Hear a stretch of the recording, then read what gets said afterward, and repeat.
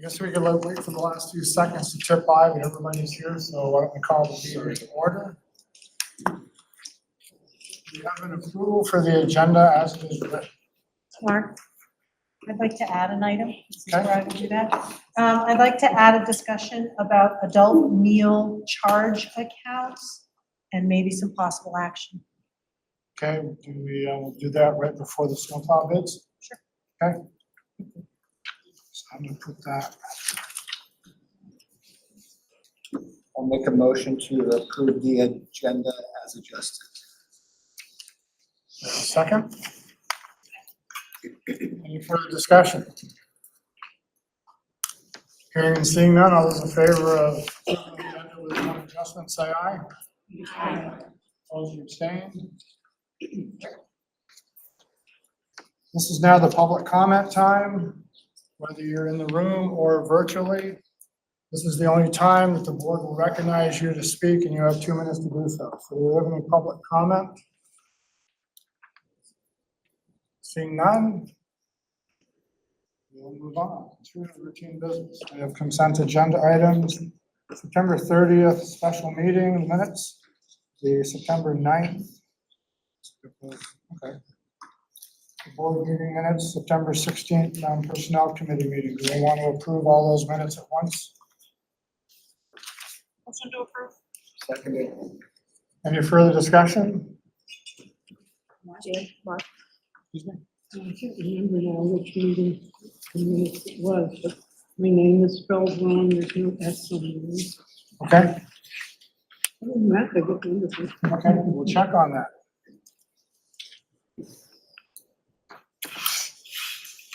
Okay, all those in favor of approving the minutes with that one adjustment on our last name, say aye. Aye. Opposed or abstained? Okay, we'll take care of that, Dan. Board order. Okay. So on the back of the agenda, we have board orders dated July 12th through August 9th. I reviewed those board orders and would recommend the board approve those. So moved. Any further discussion? Seeing and hearing none, all those ready to approve the board orders, say aye. Aye. Opposed or abstained? Okay. Legislative updates. Brandon's going to share the screen, but I will have, I'm going to try to keep this brief because I know we got a pretty packed agenda tonight. And I will ask Rainey and or Michelle to circulate this to all of you because it has a couple live links in it. But a couple things I want to highlight from a legislative and VSBA update standpoint. First, a couple weeks ago, the final report of the VSBA task force on the collaboration to benefit all students was released.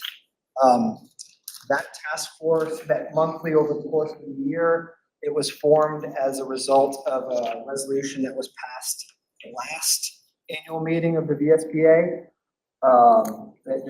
They had a lot of meetings, a lot of surveys, talked to a lot of people, and just highlight three major recommendations that I want you all to realize came about that. So first is data. So they commented on the fact that Vermont Agency of Education has attempted to maintain a dashboard. It exists today, but it's really outdated and not utilized as it could be by many districts. The State Board of Education, the public, and the agency itself. So the task force really thought that this was really important as it relates to ensuring inputs, really finances.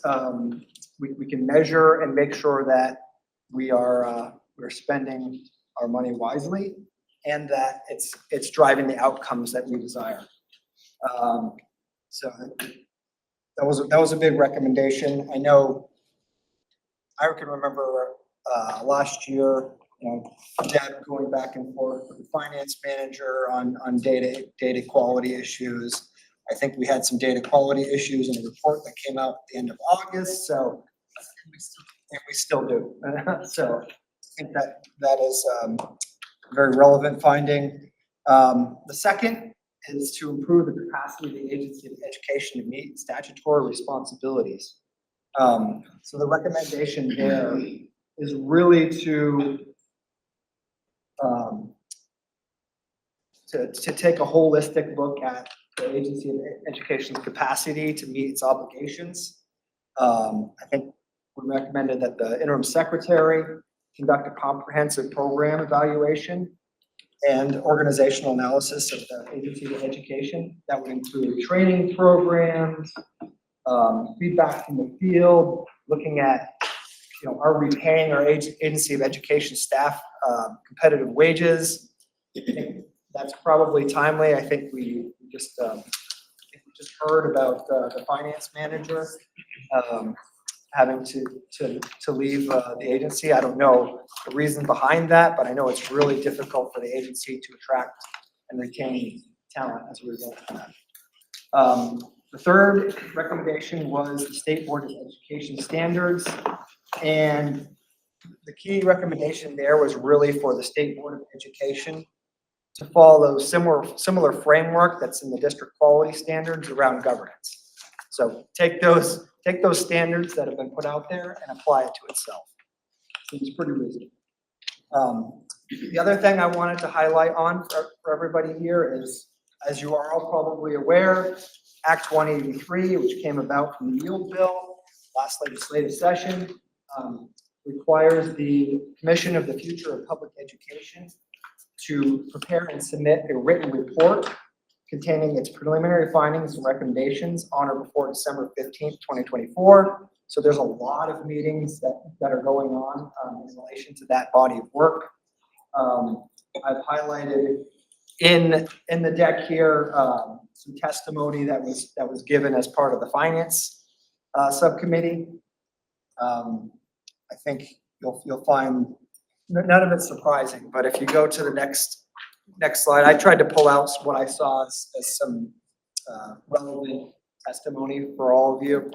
And so the key takeaway here is just looking at education fund revenue sources. You can see upper left-hand box is homestead property tax, or the upper left-hand corner. The bottom part is the non-homestead property tax. So we are heavily reliant on a state for property taxes to fund education.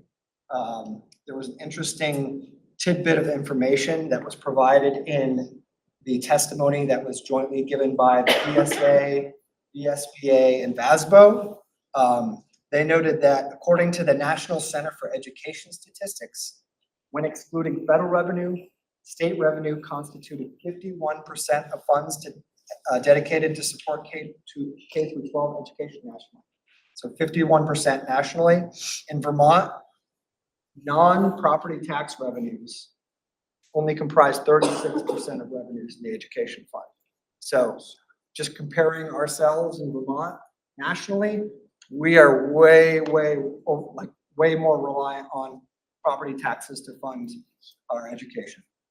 So key takeaway there, I think, is just the state has not only probably an issue addressing its cost structure, but potentially a revenue mix issue as well. And then moving on to the next slide, I'll just highlight this quickly so we can move on. But they did have a brainstorming session. And so they brainstormed a few things. First, policy ideas to control cost drivers. Perhaps unsurprising, the notable ideas there were addressing excess spending thresholds and penalties, addressing healthcare costs, potentially bringing those negotiations back to districts. They're currently done at the state level. And in-house pre-K programs, establish optimal school sizes, and close small schools. So some of these are probably not a surprise to any of you, but just I think it's very, very relevant as we go into budget season. These are some of the things that are being talked about at the state level. Next slide, they did a similar brainstorming session on policy ideas to reduce property taxes. A couple of the notable ideas here. Look at income tax-based education funding. tie local votes of reduced local spending to district tax rate reductions and add more revenues. And then lastly, on the next slide, they had some policy ideas to reduce district spending. I think somebody was kind of funny there and put bake sales. That was a little embarrassing, but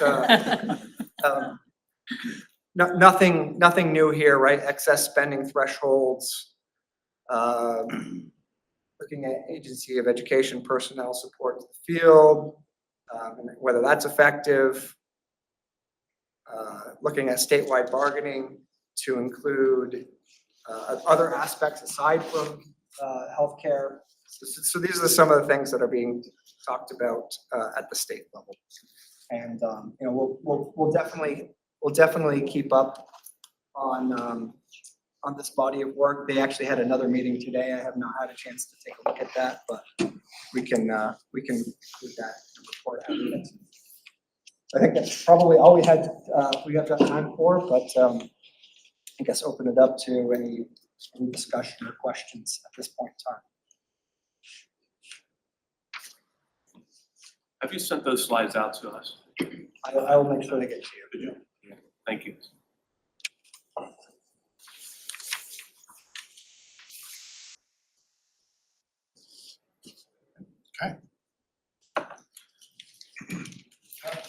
Okay, so in gearing up for her budget work, Kelly, our new district school nutrition director, was looking at receivables through the meal plan database Titan. And we have over 165 total adult meal charge accounts. Of that, 48 out of the 165 are above $30 a piece. Several are above $50, and there's several above $100, with the top one topping out at $325 due for eating school nutrition meals. Total balances greater than $30 is $4,313 due the district. So breakfast is $4, lunch is $6.50. It's a great deal. I think it's wonderful that people can charge. I think there's been some not necessarily intentional abuse. It's not hard for charge accounts to go up there and then suddenly be stuck going, oh, I owe you how much? I wanted to make the board aware of it, two, open it up for any discussion if there is, and I have a recommended course of action, which is something we've never done before. And I don't know if the board wants to go down that alley or not, but basically anything above $30 should not be allowed to continue to charge until the account's brought down. Invoices go out regularly. People aware? Invoices go out regularly. I never get it. Yeah. You got credit, guys. No, and this isn't about shaming anybody, this is about just putting something in place so school nutrition has an avenue to say, well, we can't just keep charging. And it's very hard, you know, you're talking about working with your coworkers and saying, sorry, you can't eat today because of your balance. That's not an easy thing to do. And I'm happy to reach out to these individuals that need to be reached out to individually and just say, hey, this is what's going on, this is what to expect. And I don't know if the board would like some sort of policy written up or if you're just talking a procedure. We have a charge policy for student accounts. Can you do a payroll deduction? Like if they signed a If form? yeah, they can do a payroll. So maybe deduction. send that with your notice saying, hey, If you want to catch up on this, Right. yep, we can do that. I mean, we'll totally work with people. And in the Titan, you can have an online account, you can pre-fill the account, you can do all kinds of different things with your Titan account. How often Why do don't you do a those debit go card? out? How often do those bills go out? She just sent them out last week. I would say they go out regularly. I can't say that for sure. Now, what regular, whether it's the beginning of the year, the end of the year, or monthly, $50 is 5 lunches or 3 days when you had breakfast and lunch. It seems like that's very narrow for someone who's charging. it is, I was just looking at the overall dollar amount. Again, these are the adults and employees. These are not students. I mean, if you want to, you could change it. 50 would be more. 50 every 2 weeks. But you can go on and prepay. So you can put like $50 on your day. I mean, I would do that, but it seems like that's. Is it carried over the summer? Yes, this is carried over for quite a while. June 2023, there was only $1,800 in balances. So this is within the last 18 months. Well, I know with students, when they used to have to pay, they wouldn't be able to have anything but a peanut butter sandwich if theirs was overdue. And the parents would get notified, even milks, the parents get notified. Seems like we should be treating the adults the same way, They should be more responsible than expecting the kids. So I think there might be a question about the dollar value, $50 versus $30. I personally don't like finding I suddenly owe someone $50. $30 I feel like I can handle easier and take care of like. But I would say, Deb, if they're only being notified twice a year, there We has to can be some change communication. notification too. Yeah. And to get it started, there would be a whole different. There has to be, communication. yeah. Maybe a notice when it hits 30 and then like a ceiling that will be charged. I think there's been historical notification monthly at my school. She comes up and sticks things in mailboxes every month. So maybe we have you notify them monthly and at some point. Yeah, ensure that there's a monthly billing. Yeah. And I think a lot of these accounts are on the Titan. Certainly, we can get people lined up on Titan. Yeah. So I guess I would ask for a motion to follow up on accounts higher than $50, including a discontinuing of charging until accounts are brought down below $50. We have a motion? So move.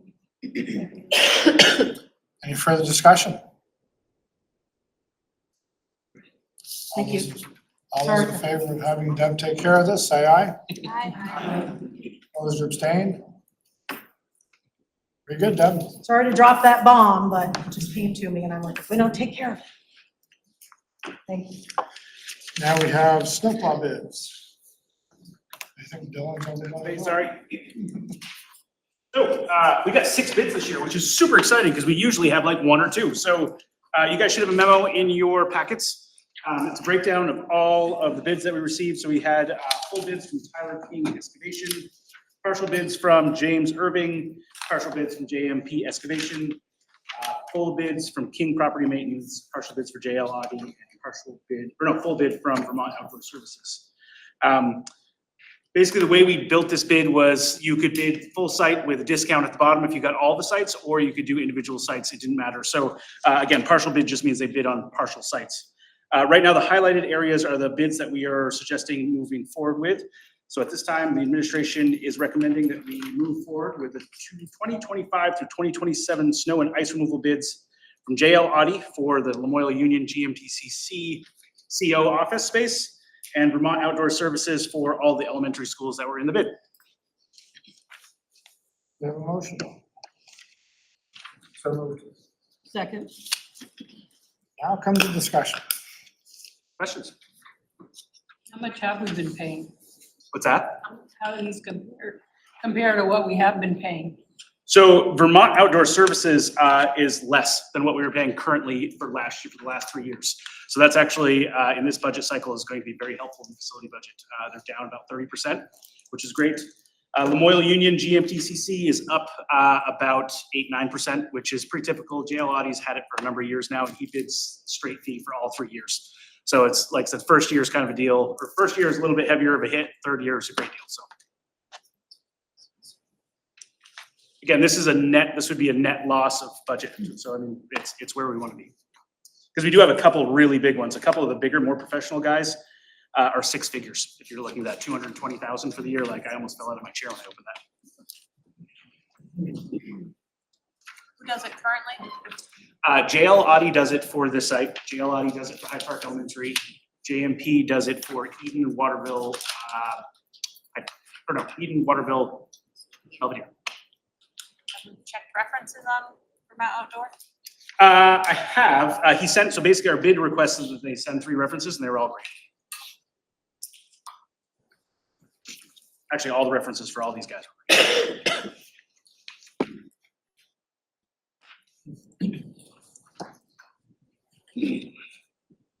Everybody all set? One more question. Did anyone submit a bid that was not complete? Every bid was complete. All paperwork was submitted right. And I didn't, I can honestly tell you, so our bids come in 2 forms. They can either be hand delivered at central office, or we have a bid response email that they can go to. That is a separate email account that we open on bid day. I will say that I haven't opened that bid response emails prior to this. So if someone submitted a late bid that I'm unaware of, I haven't checked. Again, it would have been disqualified. So in my opinion, it's anyways. There was nothing. Michelle's checks.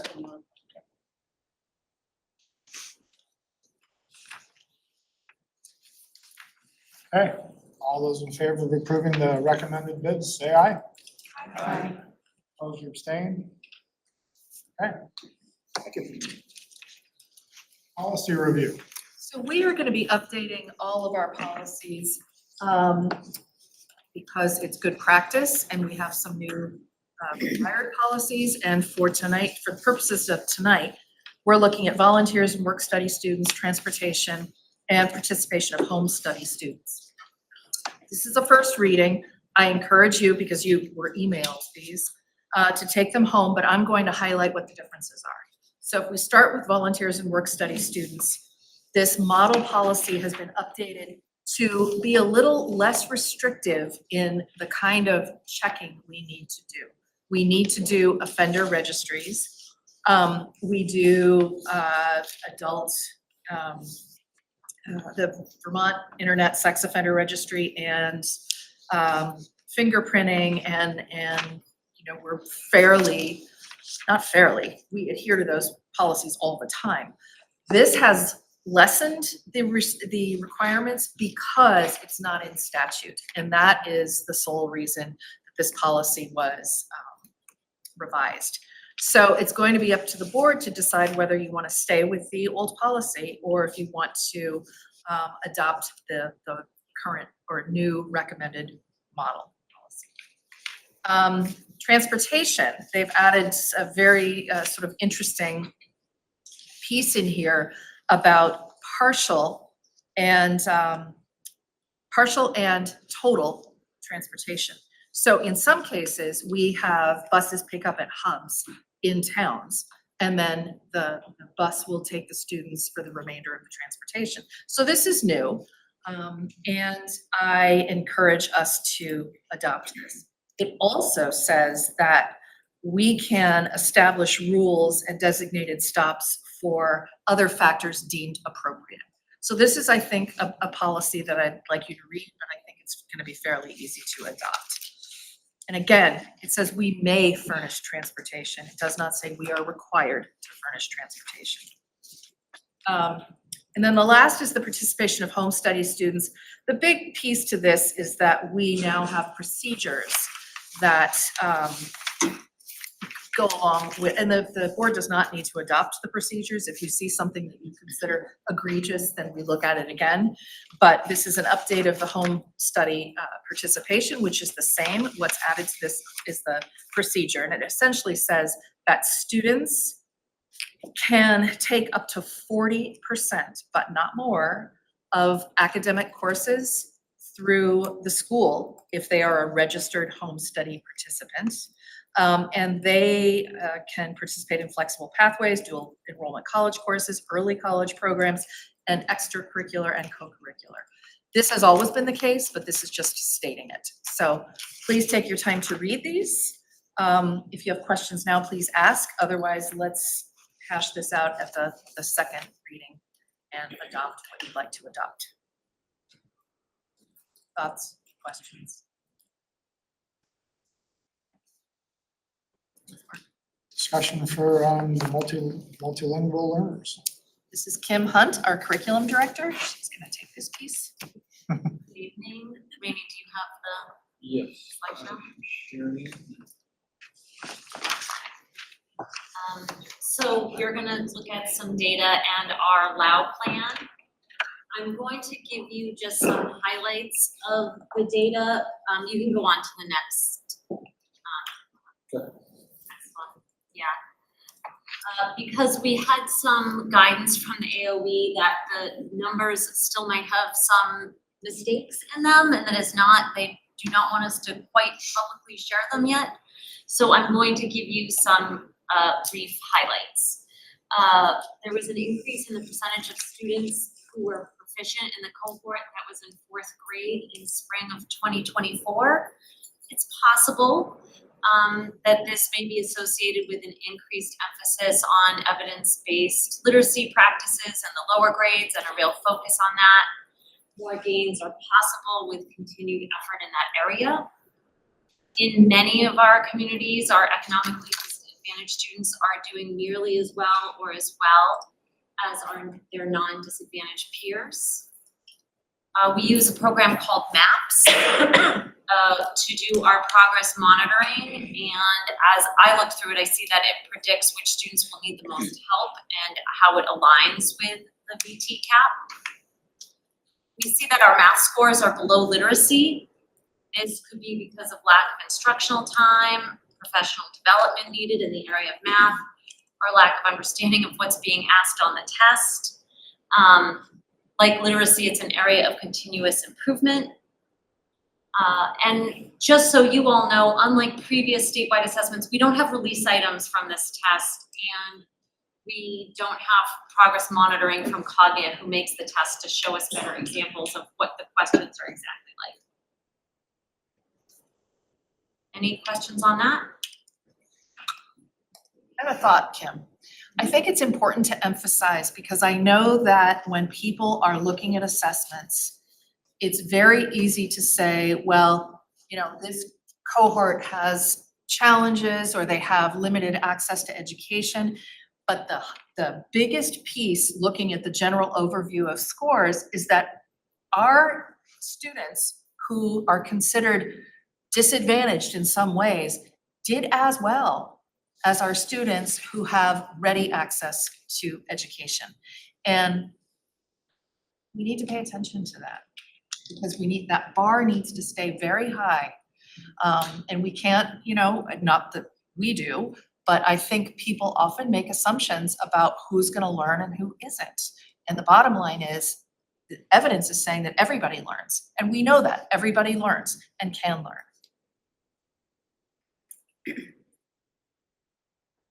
Anything else? Next slide.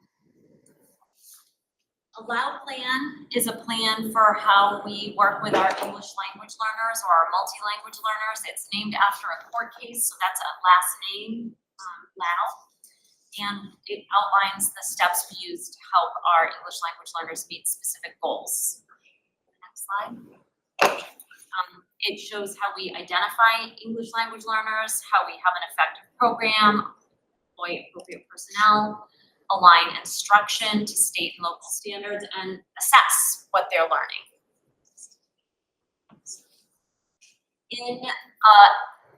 In this district, your multilingual learner population has increased from 7 to 14 to 18 in recent years. 18 students means that we have 13 receiving active service and 5 are officially being monitored.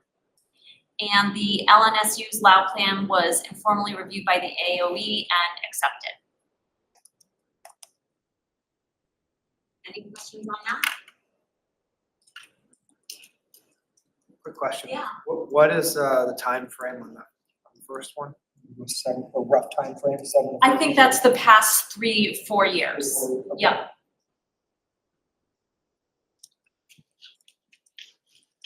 Anything else? Thank you. A question. So based on that first of the assessments, when will you be bringing back what is the action plan going forward for this year?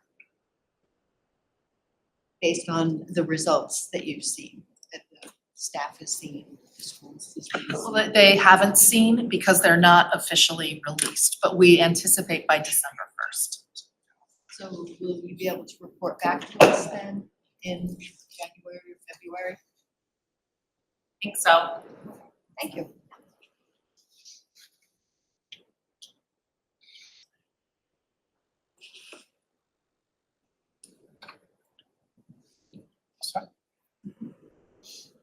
Thank you. Your student data. No, that was it, so it's. Okay. Budget development update. Right.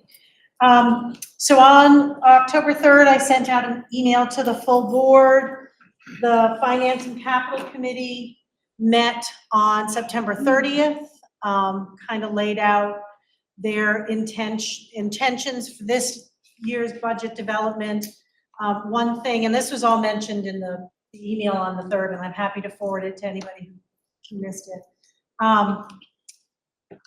They want to get sort of in front of the budget development and sit with administrators early on and see what the challenges and maybe opportunities of starting at a baseline level funded budget are.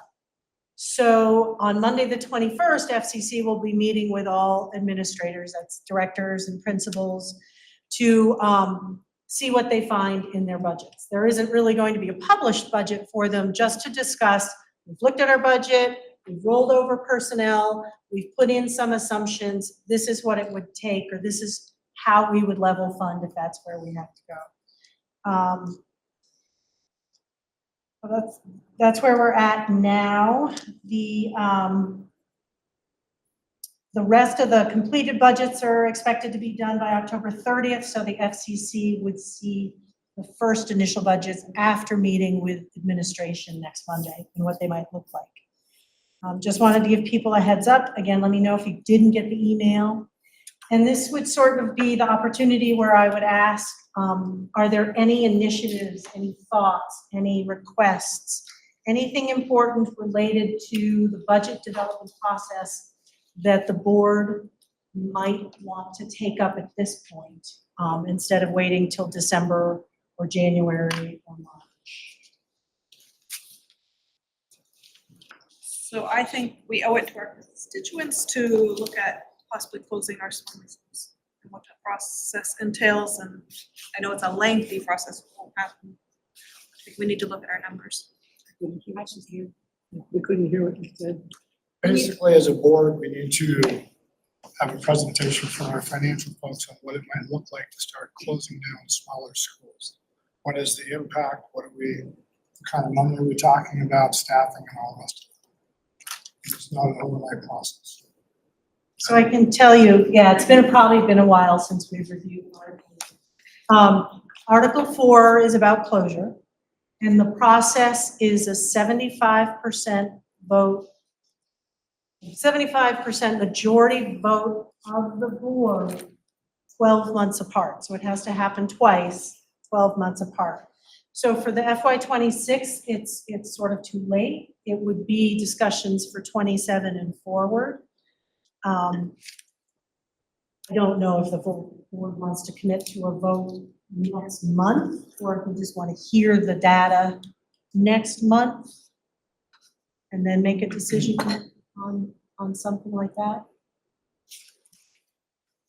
Or there's also other articles that gives the board temporary leeway, or leeway for temporary shifting of enrollments. Article 17, but that's not the same thing as actual closure. I think it would be appropriate to hear the numbers anyways.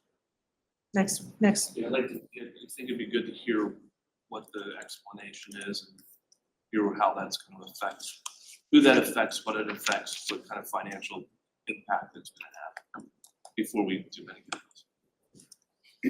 So we'll plan on that for November. And I will add that Carrie Bullard, our early education director, is compiling actual students who are born in all of our towns, and projections of student enrollment And each of the principals has put together class sizes and different configurations of class sizes, so that if we're forced to look at that more deeply, we're doing it by design and not default. And we're looking at the past couple of years to see, you know, what numbers of students are moving up into the grades. And so we'll have some information that might be helpful for you. Are there other things, I mean, the FCC is looking at class size, you know, all the usual budget drivers. Is there anything that anyone else might like to see or hear about? We know offhand, I mean, we know that the census generally is gonna drop off because the birth rate dropped off in 2008, 2009. Do we know any immediate numbers on that? No. Carrie's pulling that. She's getting them from each of the towns so that we are doing this for all towns. Our pre-K director does that on a semi-regular basis. Who's the person doing it?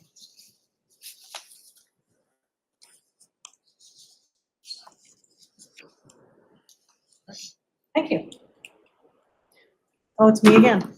So this is just one of the boxes that we need to check every year. I go through and I respond to the questions on the internal controls document. It has to go to the board. You have 2 months to review it and ask questions and et cetera.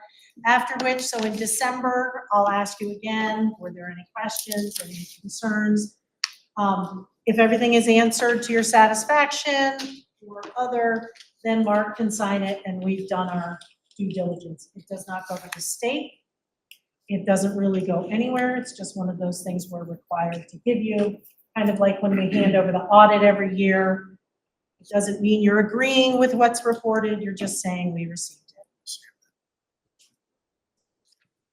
Get a hold of me if you read this and you've got questions about my answers or some of the questions or anything. School safety. That is Rainey and Cole Yes. and Dylan. Hello, everyone. Thank you. In preparation for our Lemoyle North Safe Schools Night coming up Monday, October 28th from 5 p.m. to roughly 7:30 p.m., we thought this would be a good opportunity to talk again about the work that has been done, the effort that has gone in here at Lemoyle North across the school district to put some of the current plans in place. And Dylan can certainly speak to this with a little more expertise than I can because he was a driving force behind this. But Lemoyle North was awarded a grant from Bisbit to cover half the cost of creating and implementing a district-wide plan and individual school emergency response plans for Lemoyle North.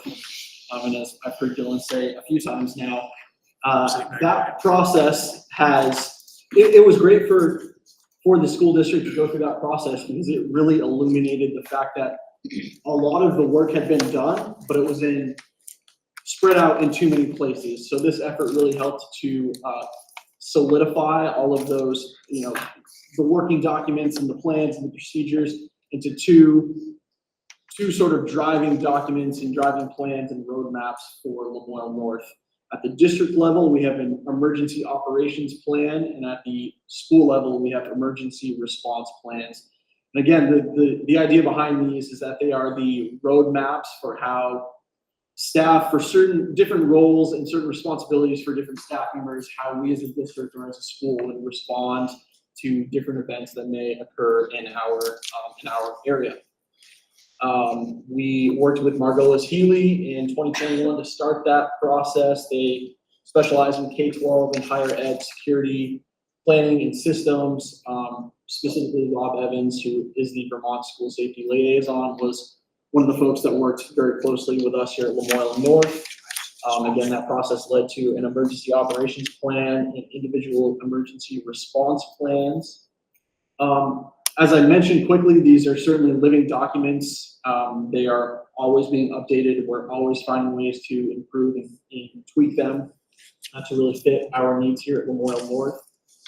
And I know that I really wanted to highlight that these documents, they're really just one layer of the safety approach here at Lamoille North. It's really about, and we have district safety teams, we have school safety teams, we have behavioral threat assessment teams, but it really all starts with creating that supportive, welcoming, inclusive environment that we strive for in all of our schools across this entire district. We talk about the physical safety, the building safety a lot, but it really all comes back to the students, the adults, having a trusted person here that they can go to with questions, concerns, and when they need help. So that was my quick refresher. I'm gonna add just one thing. So I mean, the other idea is when I picked up the safety mantle anyways, the one thing I noticed was process wasn't the same at all the elementary schools, and it wasn't the same at the middle school or the high school, the tech center. So the idea too is that if we start to actually get that muscle memory and that training, if we can start in pre-K, and it looks the same and it feels the same all the way to 12 or GMTCC, that muscle memory is gonna be a lot more fit and better than every time you move to a new site, it's a little bit different. They were all great plans and they all worked well for that individual site, but it was kind of just bringing everybody together, which we've been trying to do since Act 46, right? And coming with one Main Street plan that fits all of our sites. Yeah. So again, just wanted to take the opportunity to talk about from a very 50,000 foot level, the work that's been done here ahead of our specific school safety night coming up in a couple of weeks. More to come this evening on that. So thank you. And I know we had another item. You did, and because it is discussing safety strategies and tools, I would ask for a motion to go into executive session. Because this is information and I'm not gonna quote it, I'll get it out of our education law book, but it could put the district at a disadvantage to disclose some of our safety strategies. So I would ask for a motion to go into executive session. Second? Yes. All those in favor of going into executive session with, The board and the administration. say aye. Aye. Opposed or abstained? Okay. Those of you not included in the list. So we just need 1 minute. So the folks that are online, we will move non-board members or school admin into a separate breakout room. So please don't leave the meeting because we will bring you back when executive session ends. Thank you. Will you do that? And I'll Yep. So give me 1 minute.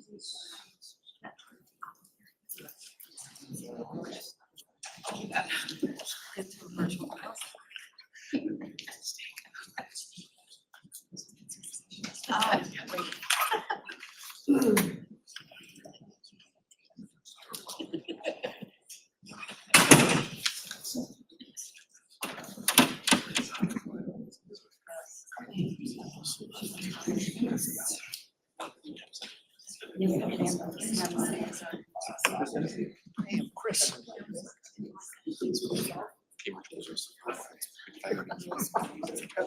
Yeah, I haven't got my name.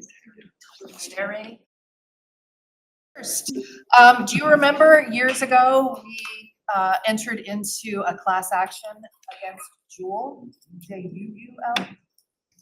So we got our first installment of, our first remedy of $7,500 last year. We just received another $7,500 this year. So we will likely put that to use in the substance use arena and education around that. But that I thought was great news and not much work on our part, but well worth it to support our students. You should have received a while back committee lists. If anyone isn't sure what committee you're on, please email Michelle. She will let you know. And if anybody needs to change anything, please let us know. But as far as we are concerned, unless we hear anything, those committees are set. Now, at the last meeting, we were thinking about accepting the board goals, the subcommittee responsibility goals, and my goals. And Katie, thank you very much, gave some feedback to the I mean, some was, one was, what does FCC stand for? So we spelled it out. We have new ones to send to you that I think we will adopt since we didn't hear from anyone else.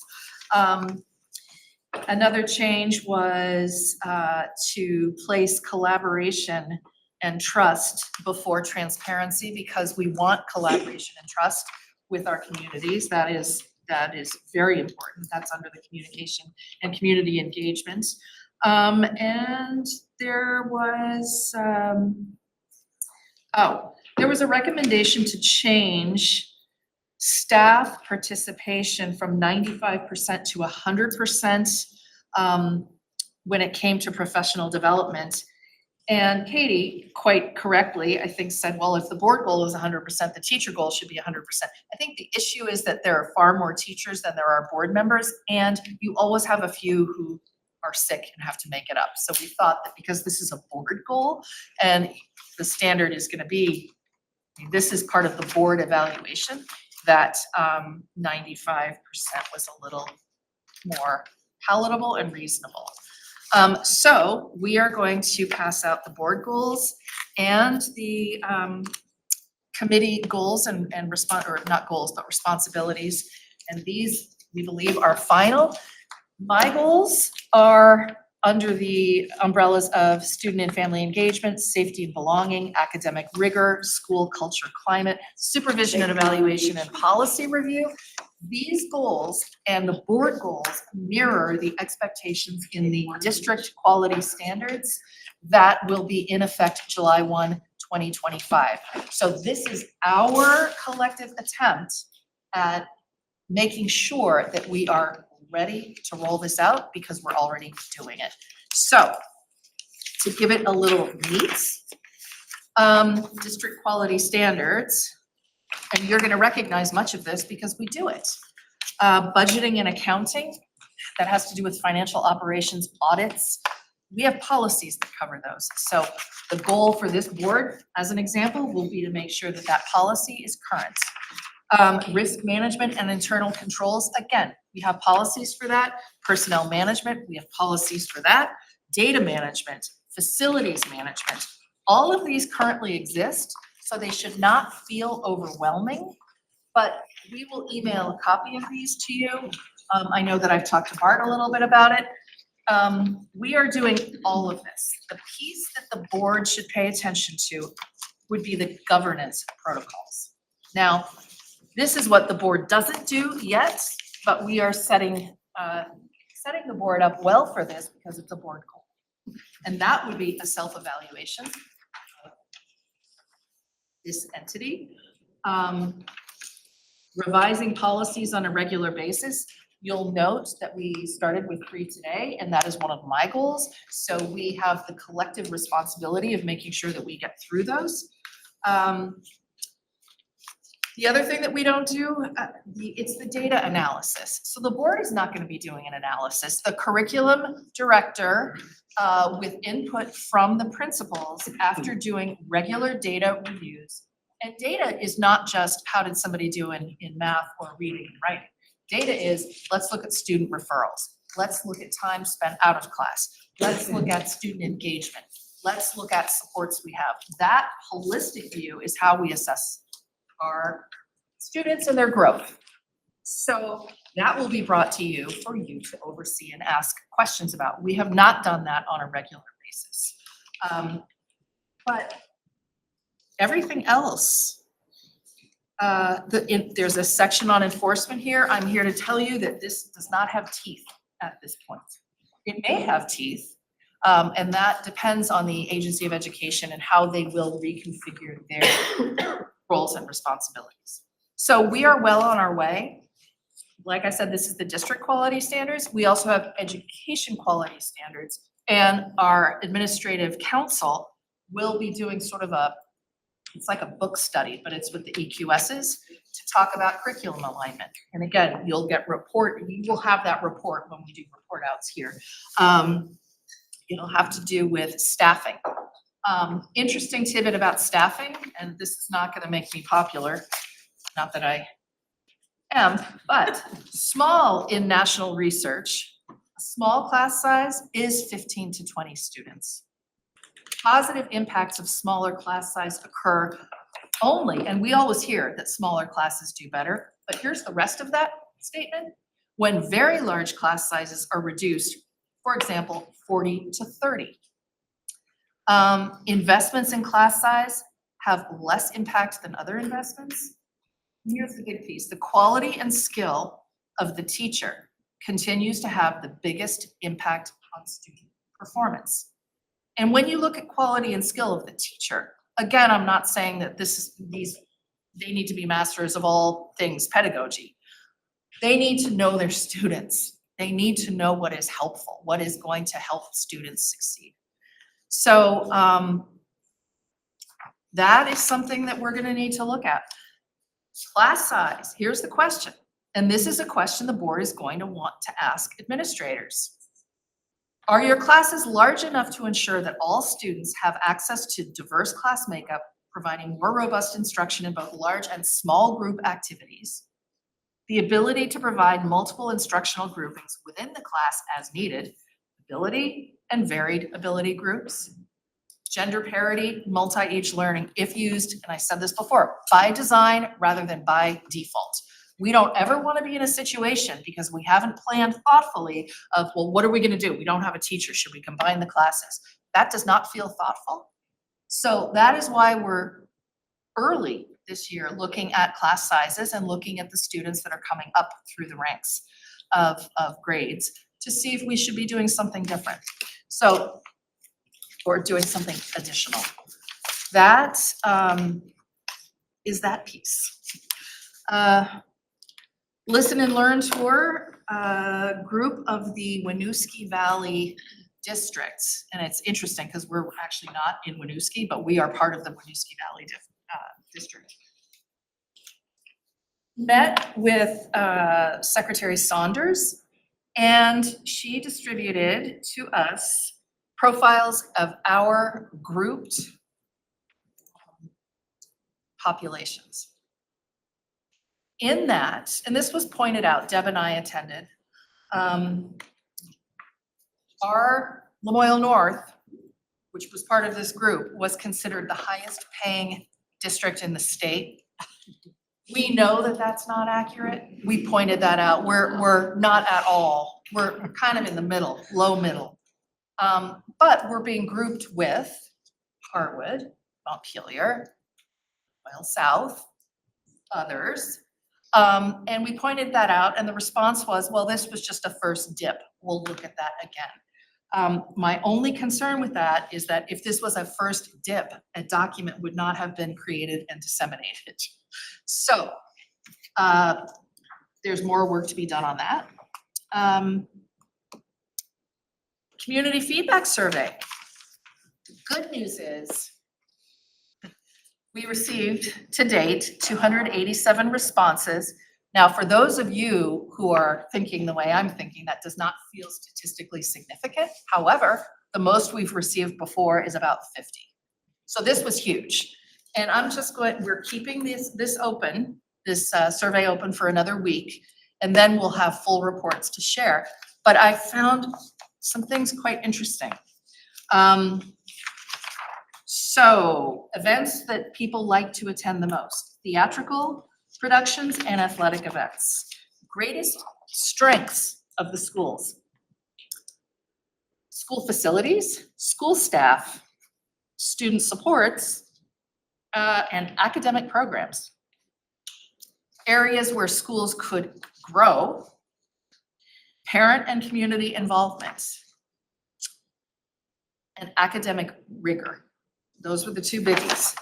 How would you rate the safety of our schools? That question was left intentionally vague because we wanted to see because there was a comment section that we haven't sifted through, and we will, that was looking at whether people looked at physical safety and how safe they felt, or emotional safety and how safe they felt.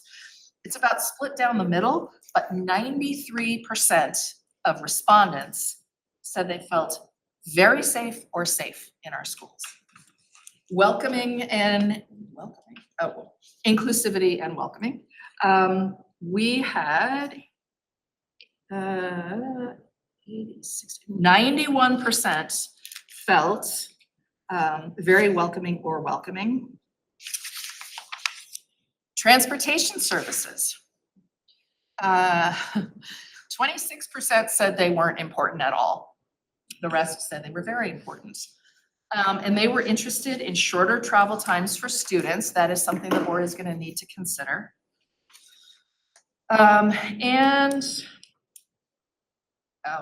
Other.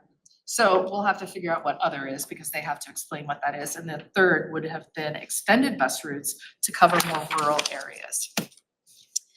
Budget priorities. Most important areas to fund: instructional programs, mental health and wellness, and teacher salaries and benefits. Budget priorities to be made more efficient, administrative costs, and technology. Now, what's interesting about this is that this tells me that the larger community doesn't understand that our administrative costs are about 9% of the whole budget. So that helps us when we think about communication. Additional resources to benefit students, tutoring, and counseling services. Those were the two biggies. So we have some work to do. Although this may not be statistically significant, we have to pay attention to it because the people who took the time to fill this out have things they'd like to say. And we can answer some of their concerns or their misconceptions. And I will know more when I read the full notes in the comment sections. And I think that was it for me. Deb. I just wanted to give an update. I mean, it looks like we're probably staying in the central office building as it exists now Forever. for at least another decade, so at least another 10 years. We need to bring our staff back in. We need to clean it up. We've got some materials in the building materials are just kind of falling apart. So we're starting a cleanup project. We're reconfiguring, reimagining some of the workspaces. Just wanted to let the board know that. So if you see things going on, including putting some storage right out the front door, we're getting a storage shed so we can move some of the filing, right? Anyway. Paperless. Yeah. Paperless. Well, we do try to go paperless, but everyone keeps asking for copies. That's true. Yeah, the auditors still ask for copies. So when they go paperless, we can go. I just wanted to let everybody be aware of that. So we just have two more things to cover. So the principal and director updates are going to be their goals, and that's it. We want to be transparent with the community about the goals and the things that we are trying to do and why we're trying to do them. They are all aligned with the quality standards, and they're data-driven because they're all quantifiable. So principal updates will sound like that tonight. And then Rainey has a closing, very quick, not longer than 5-minute activity that involves filling out the community survey. So. Who's our, oh, David. You heard Kat a few minutes ago talk about one of the largest effect sizes or one of the largest impacts on student outcomes is the quality of the teacher. And the role for the principal and the quality of the teacher relates directly to the supervision that the teacher provides, the principal provides to the teacher. And so my goals this year are all based on increasing and improving the quality of the information I give teachers to how they're doing so that they can then improve the quality of the work they're doing with the students. And so my first goal is related to doing walkthrough observations in their classrooms. I set a goal of getting to each teacher almost every month throughout the year, which is 7 times per year for each of the classroom teachers and unified arts teachers, totaling 98 walkthrough evaluations. We're using a software tool called TeachPoint that we've been trained in. It's a pretty cool process.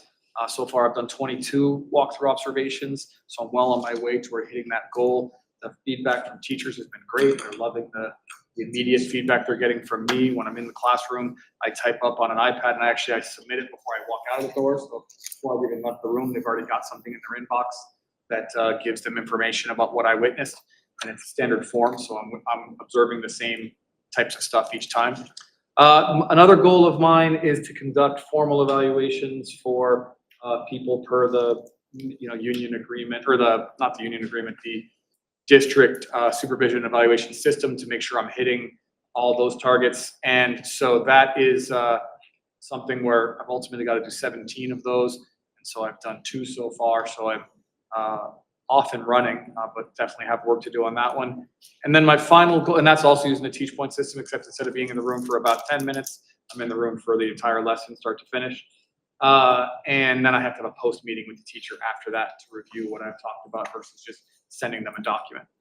And then the final goal is each of our teachers meets in a PLC, professional learning community meeting. That's a term that some of you have probably heard before. We've talked about that in our district for a long time. We have done it in a variety of iterations for a bunch of years. This year we have a very structured process. We actually worked last spring with an organization that contracted with the Agency of Ed, so it didn't cost us any money, to train our leadership team in a process of running PLCs. And then this year they actually came and trained all of our staff in it at our in-service in August. So we are using a PLC process, and my goal is to attend, I'm trying to attend 36 of those meetings, which is essentially one every 9 weeks for each of the teams. And then I have to read all the minutes that they record in between each of them. And so far I've attended, the month of September, I went to each one once. So that's my goal, is every month go to each one once. And so I'm on track with that goal. And that is designed to ensure that when they're not in the classroom and they're meeting as a team, that they're using that time as well as possible to make sure that they're covering the types of things they need to cover. So for example, I was in a 4th grade meeting where they were talking about writing about 2 weeks ago, and they were talking about writing where they were analyzing, they had asked, they'd have given a writing prompt, and the kids had all done a piece of writing, and they were reading the responses and scoring them and trying to determine essentially what do we have to do differently now that we have this information that shows that there's some deficiencies in the writing. How do we improve the writing? What do we do with the next set of instructions? So that's like that's the district, not the district, the whole Johnson Elementary School goal is for all the PLCs to focus on writing, because based on our recent test score data, writing's been our worst area. So we want to improve that. And so that's become our PLC goal, which then makes it my goal to support teachers in writing. So those are all of my goals. They're all related to making sure I'm giving good feedback to teachers to help them be the best teachers they can be and get feedback. And so far we're off and running. The cool thing about this Teach Point is that there's like data that actually measures if I'm actually doing it or not. Kim can see the data. She can log in and see if I'm doing it or not. So it's kind of cool that it holds principals accountable. yeah, it's like the baseball nerd in me loves all the stats I'm getting. Like I can see how many minutes I've been in each room, so I can see, oh, this teacher's had more minutes than this teacher, and so I'm liking all that. I just want to interject something. So Teach Point is not used for evaluation purposes, the walkthroughs, because that's not part of our Correct. collective bargaining feedback agreement. It's just to say, hi, I'm here, I enjoy what I'm seeing, and perhaps here's a resource if you'd like it. It's not evaluative. Thank you. Jan?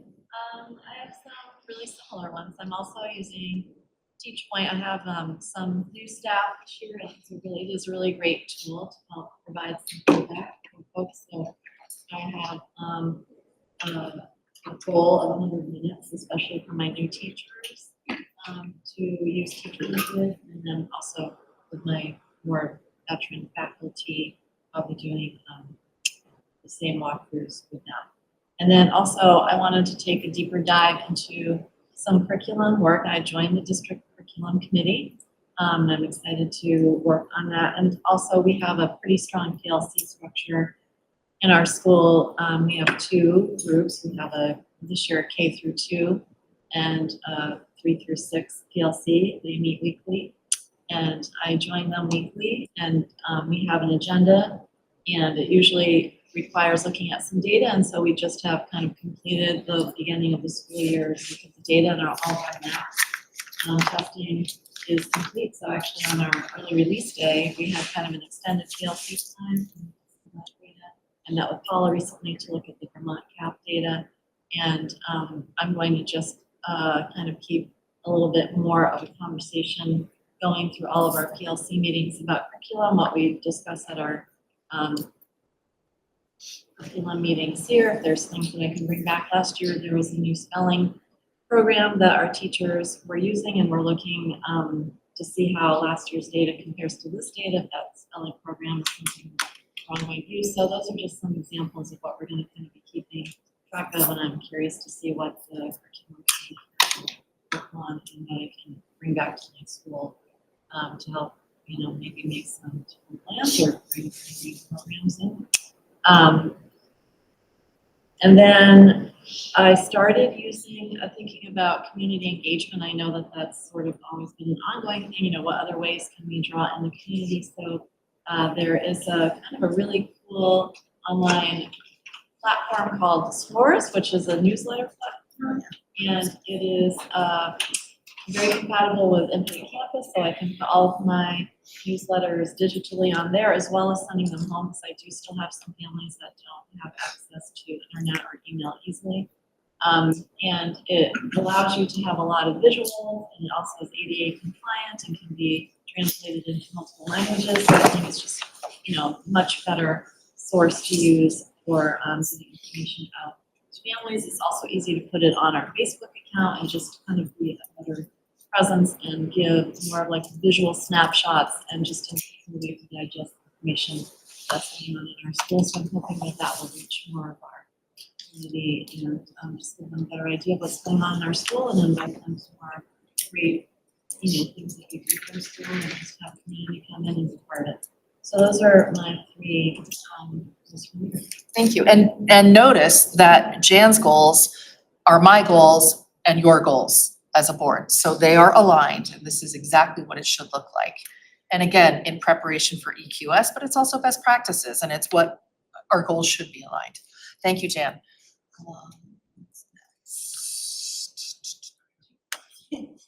Again, I'm gonna stand up so I can see people.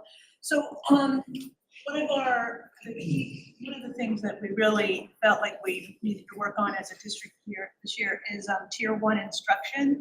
So one of my first goal is under academic achievement, and it's working on tier 1 instruction and involving and strengthening the MTSS system. So we're meeting the needs. Yes. Tier 1 and MTSS. What are they? Oh, I know what they are, but I want the world to know what they are. Tier 1 instruction is universal instructions, the teachers getting up and teaching their lessons every day. MTSS is the special educators, the interventionists, everybody in the building working together to help every child to be successful.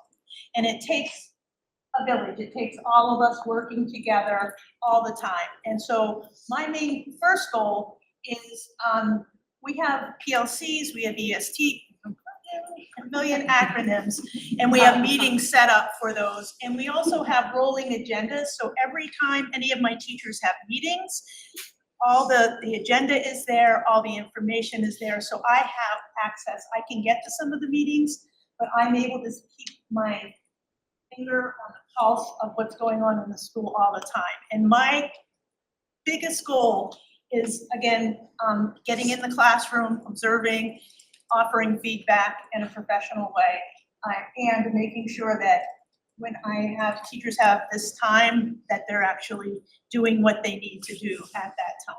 And because sometimes things get in the way, but they know that they're going to be supported and to be, I'm gonna know where they are and what they're doing. So, but that's to get the universal instruction, first instruction to every kid, and then working together. That's my academic achievement. My second one is academic achievement in safe and healthy schools. And this one was around Infinite Campus. Infinite Campus has so many different aspects to it that I'm learning, and I want all of my staff to be fluid in the areas that they need to know. The report cards, the data information. We are using it for all our behavior referrals. They're all in there. Contact logs. There's a place in Infinite Campus. Anytime any of our teachers make contact with a parent, they just click on contact log, they put the date, the time, but getting everybody up and running in Infinite Campus because it's so important. And we're doing okay, but this is my goal to make sure that I'm checking on them and supporting them in all the areas of our new system. That was number 2. Number 3 is safe and healthy schools. And we all do a PBIS, which is positive behavior intervention supports. Well, I just sometimes that gets a little lost. And so we've done 2 things. We've totally revamped our behavior and support system at the school. At the same time, we are revamping our positive behavior intervention support, which is our house system that we currently have, which offers our incentives, the kids get points, and it is also very involved in family engagement. One of my biggest goals has always been family engagement and parent engagement. And so when you beef up your positive behavior intervention system, what happens is your students have clear guidelines, they know what to do, and then the families become more involved. The other part is our behavior support system. Boy, you do the same thing every year for so many years. COVID hits, we were out of the building, and you realize that the systems that you have may not be effective with the students that we have now. And we were fortunate, we had some attrition in the building, and we looked at a whole new system for our behavior, and including having Infinite Campus there with all our referrals and being able to connect. It's been pretty amazing. Hopefully we're using less bodies and having a better effect, so we'll see. But the positive behavior and the PBIS system and our whole change of our support system. And it's a big job, but it seems to be, we'll see. It's my goal, and it's up and running, and now we'll see how it works. So that's it. Thanks, Riley. Thank you. People have brought up these ideas before and the acronyms. So I'm going to start with goal 3 because it talks about communication with families about MTSS and all these acronyms that we use as educators and the vernacular that we have as educators, and families don't necessarily understand that because they're not in the field of education. As part of communication, I was calling parents to let them know that they have the opportunity to work with some of our interventionists. And someone said intervention, I don't like that. And it made me realize that educating families about all these different, the work that we're doing with their children is incredibly important. So that's one of my goals, is to help families understand what we're doing and to explain what PBIS and MTSS, I'm not sure why educators are so caught on acronyms, but we are. And if we share that information with families, then that will be more welcoming and they can understand what's happening with their children. And then with the MTSS theme, working with our teachers in all different areas to support the education of students, to look at data very strategically and notice what kind of work we want to do with the students in a targeted fashion, and to notice what work we're doing and is it effective, and if it's effective, students will move forward. If it's not, let's try something else. And to be very cognizant of that and how we provide those services for students. And also providing support for our teachers. We have a lot of new teachers in service opportunities about where different curriculum components are, how to access them. We have a new ECF staff shared drive with all kinds of information, slideshows from in-service,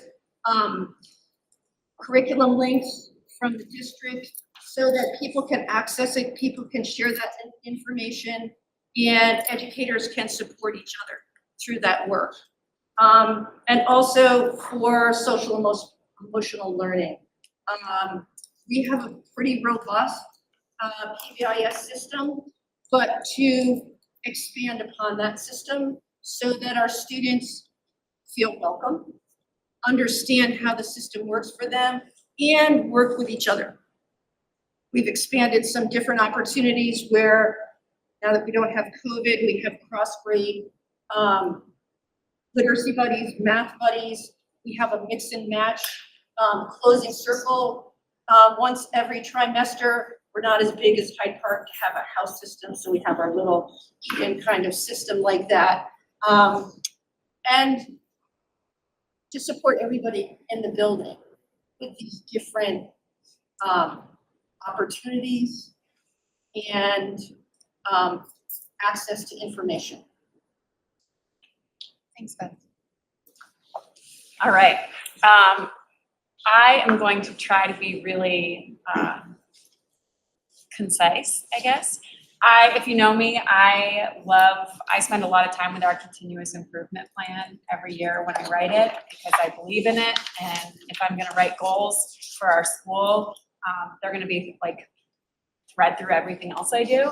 So if any of you have questions or want to check out our plan or my goals, because they are kind of long, MTSS is definitely my first goal, and it is really, at the end of every year, we complete an MTSS survey for the state of Vermont, and it identifies areas, like it shows you what a perfect school would be doing and what you should be implementing. And I'm really excited because we're doing it. So as little as like finding a time in your regularly scheduled day to hold just a spot for a problem-solving team meeting or an EST meeting. And so my goals drill down and like really explain how those systems are working in our school and how we're going to continue to improve them. That ties right into our safe and healthy school goals, and as an administrator, creating a care of community and support for everyone. My second goal is one that was developed through leadership and with the Restorative Center. We focus a lot on our students and their states and how they're doing. And this goal really is focused on helping my faculty and staff understand how their brain works and how their state has an impact on the people that they work with. So again, my goal is built out of a goal developed by the larger community. And then finally, and most importantly, one that I heard come up in the survey is around rigor and just academic achievement as a whole. And we are really digging into our proficiency-based practices in our school. And there's a lot of research that's been done about how people learn. And we're working with Red House Learning, both Chris and I at the middle school, with all of our teachers to increase our Tier 1 instructional practices. Thanks, Beth. A couple weeks ago, I sent you all out data around student enrollments for this year. We're seeing strong student enrollment this year. So my first goal is to continue to increase overall student enrollment based on our already strong enrollments this year, as well as to improve our non-traditional enrollment programs, getting more gender diversity in our programs and such. So that's goal number one. Goal number two, as you all know, my teachers come straight out of the field, not out of teacher preparation backgrounds. So we're constantly really trying to help folks build their practice. And so my second goal is to improve teacher proficiency with high yield instructional practice for student engagement, using our evaluation system to walk through tools as needed. And then my third one is kind of my white whale over the last 3 years, is something that I've had on my list and have been kind of steered away, and then I've come back to it, which is to revise and implement a more simplified employability skills system. Right now, our employability skills system is massive. And so we're trying to get to a place of less is more. It's just been a real long process to whittle those down because everything's so important. So that is on my goal again this year. Thanks, Eric. Okay, well, good evening, everybody. Just in case I haven't met everybody, I'll reintroduce myself. I'm Chris Hennessy. I'm your new middle school principal. Really happy to be here. Really happy to hear everybody's goals. And that just listening to all of this, we're really very much on the same page here. And I don't have any goal here that hasn't already been talked about in detail by at least one of my colleagues. The first of mine is that Lamoille Union Middle School have a robust communication system for reaching out to families in the community. That is linked to the professional standard, meaningful engagement of families in the community. And when we talk about this, I'm talking about both one-way and two-way communication. A great example of one-way communication is our new Miniature Pride newsletter, which we just like Jan spoke about, using S'more as a platform to put out a really tech-friendly, phone-friendly means of communication so families can know what's going on, when we're going to celebrate the best of our school in terms of academics, athletics, and arts for our kids and our adults. So that's one example of one way. And for two-way communication, a perfect example of that is the wonderful open house we had at the middle school 2 weeks ago. Folks, I was blown away about the numbers of folks who were there, the great energy that was in the building, the opportunities it afforded us to really engage with families and listen to them, listen to their concerns, our teachers, myself. It was a wonderful night. I hope we are able to do a lot more of that this year. My second goal, very similar to what David described around using TeachPoint as part of our way to really connect with teachers and provide feedback, not always just in an evaluative manner, but also just as a way to improve our practice. And for me especially, it's a great way to learn about my new school community and what our strengths are and where our areas of growth are.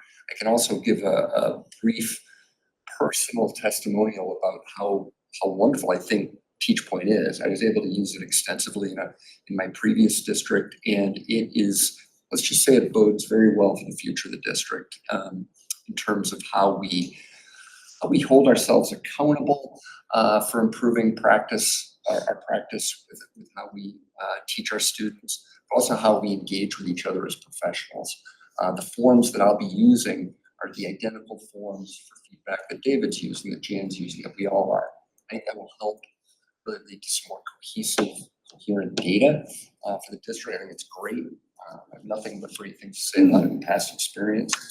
And my third goal, I've been working very closely with Beth Ann, with Red House Learning, around really increasing our work around proficiencies. And we had a remarkable day of professional development last Thursday, combining grade 7 and 12 faculty to really dive into this work. And what I heard was that pretty consistently people were relieved that we're doing this work. There's a healthy degree of skepticism that are we going to be able to see this through? But just in my work with Beth Ann and our teams, I can really state that we are committed to that work, and I think people feel really good about it. You know, it's a great start. So those are my three areas, and like her, I want to invite anybody who has any other questions about it to reach out to me. I'd be happy to share them. Thanks, Chris. Yep. And I know Rainey is going to just do a quick around the room to find out who is attending, and remember, this is a board goal, attending our community Safe Schools event, and how many you'll be bringing. So Rainey, go for it. Yes, can people just hold up hands, numbers? How many are you bringing with you? Monday, October 28th, principals, you've already been counted, thank you. Board members.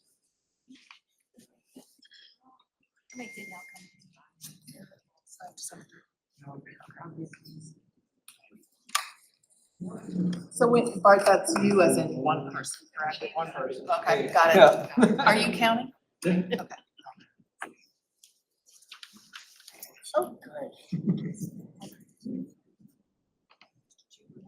That we're in the way. Charlie, would you like to come?